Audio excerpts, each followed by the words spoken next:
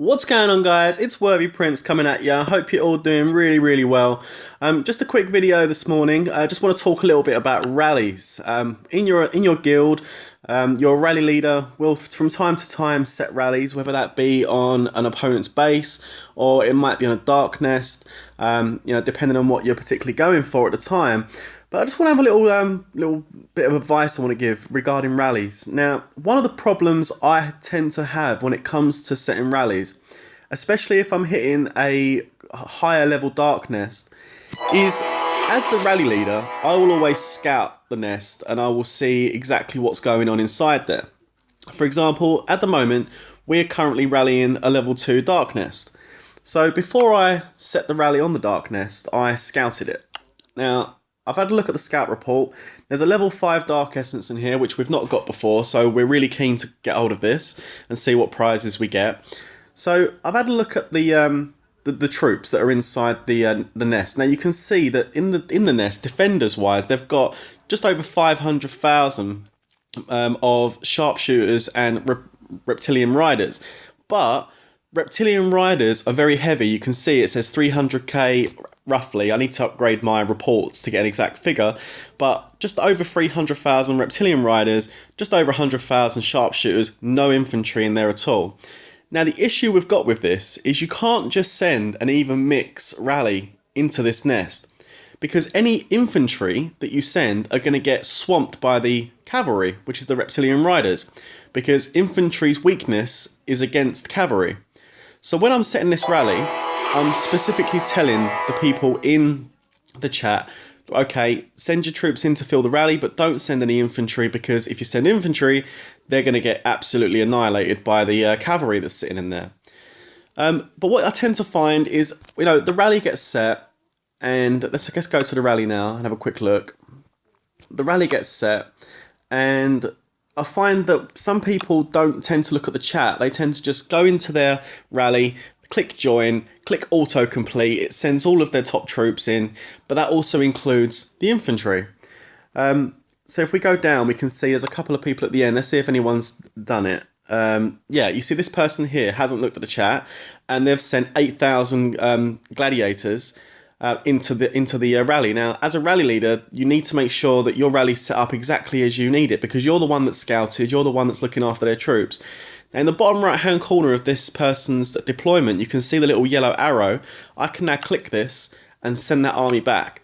I'm sending that back. Now that person's going to be thinking, hang on a minute, why has my troops been sent back? And then they should look at the chat and realise, oh, it's because I've sent gladiators. And the same with this chap here. He's also sent 7,000 gladiators and 1,300 grunts. So unfortunately, that one's going to be sent back as well. So then what I'm going to do now is just pop into the chat and just make another note, just to say that no infantry, please. Because it's important to make sure that my rally is set up exactly as I need it. Otherwise, I'm going to lose troops. I'm going to lose troops. I'm going to lose morale. I'm going to end up potentially losing the fight. So I need to make sure that my rally is set up exactly as I want it to counter the troops that are sitting inside the nest at that time. So my advice would be for people that are filling rallies, if you're not looking at the chat, before you do click on autocomplete, just do this. This is probably the best thing to do. Go into... I've gone back one too many there. Go into the rally itself. Okay, so one of your alliances set a rally. Okay, so let's go in there and have a look. Okay, now the top deployment is going to be the person that set the rally. In this case, it's myself. Just click on their name and just have a look at what troops they're sending in. You can see by looking at my deployment that I'm sending in stealth snipers, I'm sending in Royal Cavalry, and I'm sending in siege. And then again on the T2, I'm sending in range, I'm sending in cavalry, and I'm sending in artillery. Now that tells me that I'm not sending in no, infantry. There's no infantry in that deployment. So common sense would be, okay, right, he's not sending any infantry. There's obviously a reason why he's not. If you're not sure, go into the chat and ask the question, but I would most definitely advise copying the person that's set the rally, because they're the ones that are going to know what needs to be sent. And if you manage to do that and you get all your troops in and it's all matching up, then you're going to have the strongest potential rally, to hit the target you're going to be hitting. So that's really just an advice video today, just to let you know a bit about rallies and how they work, and all about troop composition. It's really important.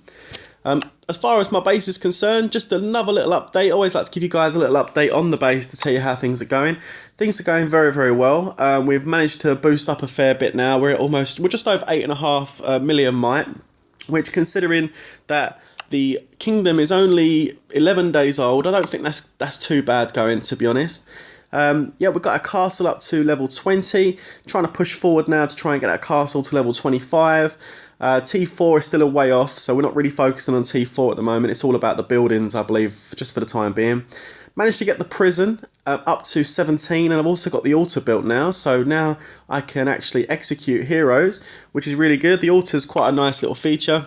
It allows me to get bonuses for every hero bonuses when I did execute a hero that will activate on my base. I am going to upgrade this some more. I have got some more of the items to upgrade, which is the soul crystals. So I am going to be doing some more upgrades on the altar. But at the moment, you can see I get 3% infantry attack, 3% army defense, 2% army max health, and 4% travel speed. And those boosts are really going to help you when it comes to going to war. In other news, looking at the Colosseum, I've done a few fights today, managed to get my rank up to 313. So we're still on the quest to try and get under 100, to try and get those gem totals increased. And I don't know if you noticed just then, but I've also managed to get my first gold hero. Very, very stoked to get my first gold hero. Big guy is now rocking the legendary frame around his one-eyed Cyclops face. And I'm obviously trying to continue with the other ones now to get them up. To get these up, you have to sweep the levels to get the medals. 50 for Black Crow here. I've got 14 at the moment. I've maxed out my Brave Hearts for the day, so I'm going to have to wait till tomorrow to try and get some more medals for her and the others. So yeah, heroes are looking really good, getting stronger every day, which is always nice. Yeah, so everything's looking really good at the moment. Quite happy with the way things are going, and hopefully we'll be able to get our cast up to 25 soon. So that's basically it for the moment. I hope you enjoyed the vid. Leave a like, please subscribe, and I'll be back with you soon. Thanks.